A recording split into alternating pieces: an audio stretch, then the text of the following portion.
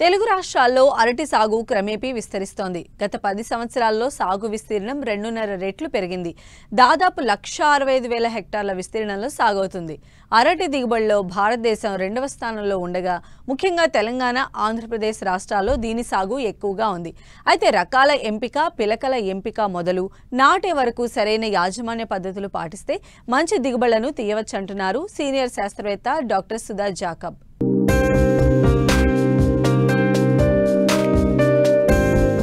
అరటి తోటల సాగుకు ఏడాది పొడవునా అనుకూల వాతావరణం ఉంటుంది.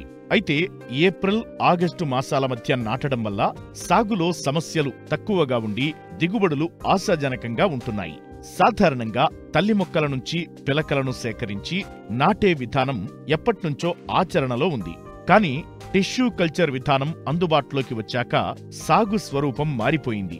ఏ విధానంలో సాగు చేసినా రకాల ఎంపిక, నాటే విధానం పట్ల రైతులు ప్రధానంగా దృష్టి పెడితే సాగులో సగం విజయం సాధించినట్లేనని సూచిస్తున్నారు సీనియర్ శాస్త్రవేత్త డాక్టర్ పి. సుధా జాకబ్. ఆంధ్రప్రదేశ్లో అత్యధిక విస్తీర్ణంలో అరటిని సాగు చేస్తున్నారు. అరటిని సాగు చేసుకుంటున్నప్పుడు కొన్ని మేలైనటువంటి యాజమాన్య చర్యలు మనం చేపట్టినట్టయితే మనకి మంచి దిగుబడి సాధించి మార్కెట్లో అధిక ధరని పొందడానికి మనకి అవకాశం ఉంటుంది. అరటి సాగుకి లోతైనటువంటి భూములు అవసరం. 2 నుంచి 3 సార్లు బాగా లోతుగా దుక్కి దున్ని చెత్త చెదారం లేకుండా శుభ్రంగా కలుపు లేకుండా మనం చేసుకోవాల్సినటువంటి అవసరం ఉంటుంది. చాలా రకాలు మన రాష్ట్రంలో సాగు చేస్తూ ఉన్నారు. వీటిలో కర్పూర చక్కెరకేళి కానీ, తెల్ల చక్కెరకేళి కానీ, తర్వాత వామనకేళి కానీ, గ్రాండైన్ కానీ, బొంత, ఇట్లా కూరటికాయలు కూడా మనకి సాగు చేస్తూ ఉన్నారు. ఇవి దాదాపు 12 నుంచి 13 నెలల కాల పరిమితి దీర్ఘకాలిక రకాలు ఉన్నాయి. తర్వాత వామనకేళి లాంటివి, గ్రాండైన్ లాంటివి 11 నెలల్లోనే వస్తాయి. స్వల్పకాలిక రకాలు ఇంకా మన అవసరతను బట్టి, మనకు ఉన్నటువంటి అవకాశాలను బట్టి మనం వేసుకున్నటువంటి రకాన్ని ఎంపిక చేసుకొని మనం సాగు చేయాల్సినటువంటి అవసరం ఉంటుంది. నాణ్యమైనటువంటి పిలకలను ఎంపిక చేసుకుంటంలోనే మనకు వచ్చేటువంటి దిగుబడి కూడా ఆధారపడి ఉంటుంది. ఇంట్లో 2-3 సార్లు కోత వేసినటువంటి సూది పిలకలను మనం ఎంపిక చేసుకొని వాటిని మనం తీసుకొచ్చి నాటుకోవాల్సినటువంటి అవసరం ఉంటుంది. ఈ పిలకలను కూడా మనం వేసుకునే ముందు మనం ఈ మందులతో శుద్ధి చేయాల్సినటువంటి అవసరం ఉంటుంది. 1 లీటర్ నీళ్ళకి 2.5 మిల్లీలీటర్ మోనోక్రోటోఫాస్, 5 గ్రాములు కాపరాక్సీ క్లోరైడ్ వేసినటువంటి ద్రావణంలో ఈ పిలకల్ని, దుంప పిలకలు మొత్తాన్ని కూడా మనం ఒక 15 నిమిషాల పాటు ఉంచినట్టయితే ఈ పిలక ద్వారా వ్యాపించేటువంటి ఈ శిలీంధ్ర సంబంధమైనటువంటి తెగుళ్ళు, తర్వాత రసం పీల్చే పురుగులు, ఇట్లాంటి వాటన్నిటిని కూడా మనం అదుపులో ఉంచడానికి అవకాశం ఉంటుంది. వైరస్ తెగులు లేనటువంటి తోటలో నుంచే మనం పిలకను సేకరించాల్సినటువంటి అవసరం ఉంటుంది. లేనట్లయితే మనకి టిష్యూ కల్చరు అరటి కూడా మనకి లభ్యమవుతూ ఉంది. ఈ టిష్యూ కల్చరు అరటిని మనం సాగు చేసుకున్నట్టయితే మామూలుగా వేసుకున్నటువంటి పిలక కంటే కూడా దాదాపు 30-40% అధిక దిగుబడి సాధించడానికి అవకాశం ఉంటుంది. అంతేకాకుండా కార్చి తోట ద్వారా కూడా మనం అధిక దిగుబడి సాధించడానికి అవకాశం ఉంటుంది. కాబట్టి సాధ్యమైనంత వరకు వీలైన చోట్ల మనం ఈ టిష్యూ కల్చరు పిలకలు మనం తెచ్చుకొని వేసుకున్నట్టయితే మంచి దిగుబడి సాధించడానికి అవకాశం ఉంటుంది. ఖర్చు కూడా తగ్గడానికి అవకాశం ఉంటుంది. సాధారణంగా మన రైతులు తల్లి మొక్కల నుంచి సూది పిలకలను సేకరించి నాటుతూ ఉంటారు. దీనివల్ల తల్లి తోటల్లో ఉండే చీడపీడలు కొత్తగా నాటిన తోటలకు ఆశించి దిగుబడులు తగ్గే ప్రమాదముంది. ఇలాంటి సమస్యలను అధిగమించి పంటంతా ఒకేసారి కోతకు వచ్చేలా టిష్యూ కల్చర్ మొక్కలు అందుబాటులోకి వచ్చాయి. ఈ మొక్కలు నాటడం వల్ల రైతులకు ఖర్చు తగ్గి దిగుబడి పెరుగుతుంది. నాటే విధానంలో వచ్చిన మార్పుల వల్ల పొలంలో మొక్కల సంఖ్య పెరిగి దిగుబడులు పెరుగుతున్నాయి. ముఖ్యంగా జంటసాళ్ల పద్ధతిలో అధిక సాంద్రతలో మొక్కలను నాటి అధిక ఫలసాయాన్ని పొందవచ్చు.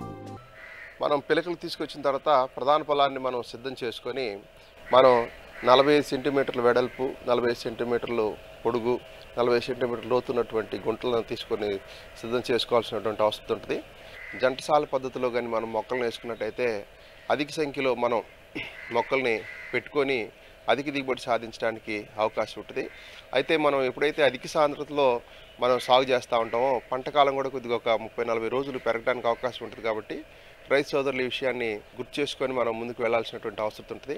దీర్ఘకాలిక రకాల్లో అయితే మాత్రం సాలలో మొక్కకి వరుసకి మధ్య 1.2 మీటర్లు దూరం పెట్టుకోవాల్సినటువంటి అవసరం ఉంటుంది. జంటసాలకి మధ్య 2 మీటర్లు పెట్టుకోవాల్సినటువంటి అవసరం ఉంటుంది. ఈ స్వల్పకాలిక రకాల్లో 11 నెలలు ఈ ఉన్నటువంటి దాంట్లో మాత్రం మీటర్ పెట్టుకుంటే సరిపోతుంది. మొక్కకి వరుసకి మధ్య జంటసాలలో. తర్వాత జంటసాలకు మధ్యలో మామూలుగా 2 మీటర్లు పెట్టుకున్నట్టయితే కూడా మనకి అధిక సాంద్రతలో మొక్కల్ని పెట్టుకొని అధిక దిగుబడి సాధించడానికి అవకాశం ఉంటుంది. తర్వాత మొక్కలు పెట్టుకునేటప్పుడు మనం తీసుకోవాల్సినటువంటి జాగ్రత్తలు గమనించినట్టయితే ప్రతి గుంటలో కూడా మనం ఖచ్చితంగా 300 గ్రాముల సింగిల్ సూపర్ ఫాస్ఫేట్ ఎరువు మనం వేసుకోవాలి. 5 కిలోల బాగా మాగినటువంటి పశువుల ఎరువుని మనం వేసుకోవాలి. వేసుకునే తప్పుడే ఈ విత్తన శుద్ధి చేసినటువంటి పిలకలను తీసుకొని ఎరువులు వేసిన తర్వాత మనం పిలకల గుంటలో పాతాల్సినటువంటి అవసరం ఉంటుంది. తర్వాత పిలకలను గట్టిగా మొదల దగ్గర మట్టిని బాగా నొక్కి లోపలికి గాలి చొరబడకుండా మనం చేయాల్సినటువంటి అవసరత ఉందన్నమాట. ఈ విధంగా చేసిన తర్వాత మనం వెంటనే నీళ్లు తడిచినట్టయితే అవి మొక్కలు పిలకలు తొందరగా ఆనుకొని అవి ఏనుకుంటానికి అవకాశం ఉంటుంది. అరటి నాటిన తరువాత అంతర కృషి చాలా ముఖ్యమైనది. లేదంటే మొక్కల ఎదుగుదలను అడ్డుకునే అవకాశముంది. కలుపు నివారణకు రసాయన మందులు సమర్థవంతంగా పనిచేస్తున్నాయని సూచిస్తున్నారు శాస్త్రవేత్త. కలుపు యాజమాన్యం చేయటంలో ప్రధానంగా మొదటి దశలో మనం పెండిమిత్తాలనేటువంటి మందుని ఎకరానికి 1 లీటర్ చొప్పున ఈ మొక్కల మీద పడకుండా ఉన్నటువంటి ఖాళీ ప్రదేశాల్లో పిచికారి చేసినట్టయితే మనకి కలుపు మొలవకుండా ఉండటానికి అవకాశం ఉంటుంది. తర్వాత దశలో కూడా మనకి మొక్క వరుసల మధ్యలో పారాక్వాట్ అనేటువంటి మందుని 5 మిల్లీలీటర్లు లీటర్ నీటికి కలిపి మొలిసినటువంటి కలుపు మీద మనం పిచికారి చేసినట్టయితే ఆ ఉన్నటువంటి కలుపు అంతను కూడా మనం నాశనం చేయడానికి అవకాశం ఉంటుంది. అవసరమైనటువంటి పరిస్థితుల్లో కూలీలను పెట్టి కూడా మనం కలుపు యాజమాన్యం చేయాల్సినటువంటి అవసరం ఉంది. ఈ విధంగా చేసినట్టయితే మొక్క పెరుగుదలకు అవసరమైనటువంటి పోషకాలు, నీరు సక్రమంగా మనం అందించడానికి అవకాశం ఉంటుంది. తద్వారా మనం మంచి దిగుబడి సాధించడానికి అవకాశం ఉంటుంది.